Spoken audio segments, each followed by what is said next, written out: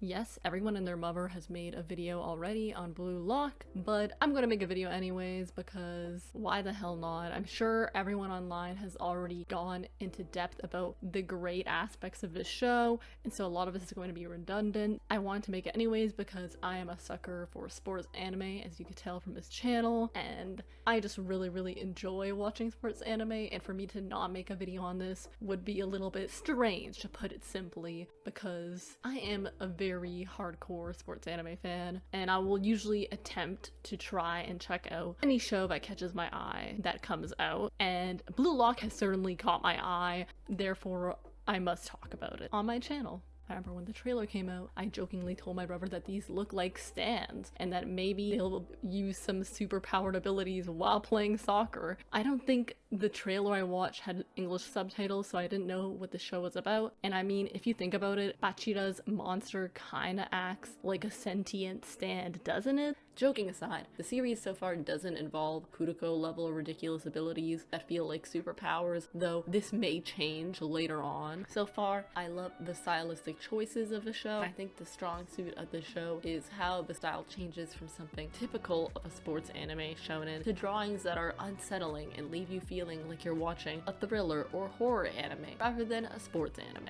I do think if the show actually was a thriller wherein somehow these kids were all kidnapped and forced to become the best striker in some Squid Game level competition, either having only strikers who are desperate signing up for it and the people in charge setting up an accident as their cause of death to their families, or having it take place in some future similar to the Hunger Games, where sending children to compete to the death is the norm of the society. Something as gruesome such as players actually being killed for not making it might be taking the concept too far and probably wouldn't suit the uplifting sports anime genre we typically see for these shows, but I do think an audience is there for it if anyone attempted to do that in the future, because Blue Lock has certainly planted that idea in my brain for there to be some gruesome horror version of sports anime, and I would eat that shit up because I do enjoy the whole unsettling aspect of this series, and I think if it was pushed even further it would just amplify my interest for the show even more. But for now,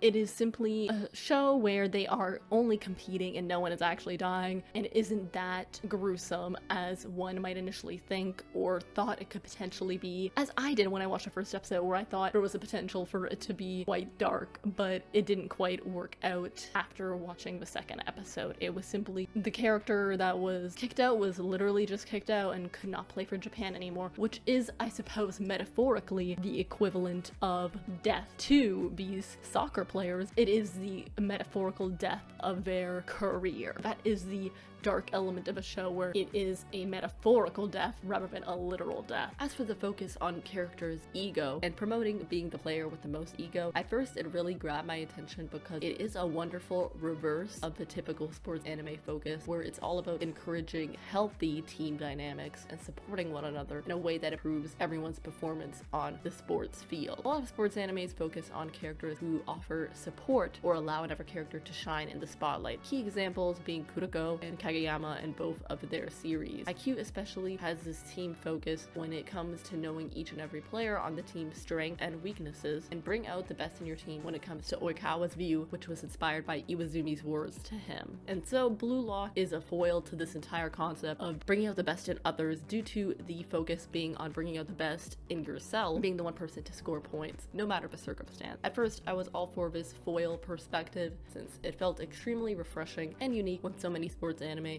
are released and often they all bleed together and end up rehashing similar lessons in a vaguely different way. It's hard to present something so new and odd. The last time I was astounded by how fresh a concept was for sports anime was when I watched Skate to Infinity for the first time, since skateboarding wasn't something I knew much about, and the adrenaline rush from the high-speed races was enough to push anyone to the edge of their seat. The most recent episode I've watched, though, presented one problem that could potentially cause me to become irritated while watching, and that is scenes like this.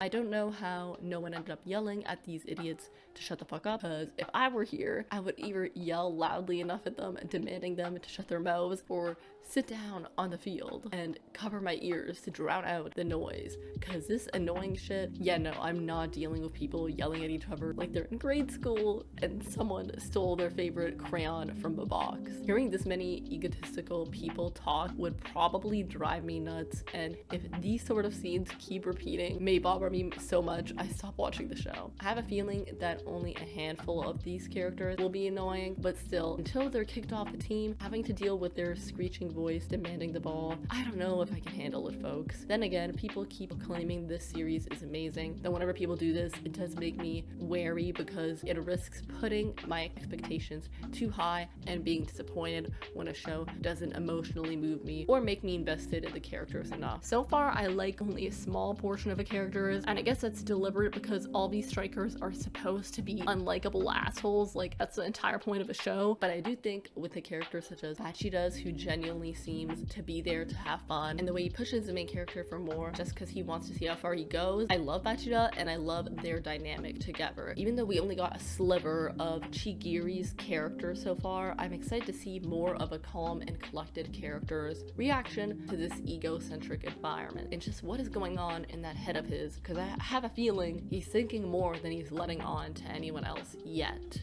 But that's all I really have to say about Blue Lock. What are your all thoughts on the series? Did you already read the manga? Have you not read the manga? And this is your first time seeing this show? Let me know your thoughts down below, and I'll see y'all in my next video.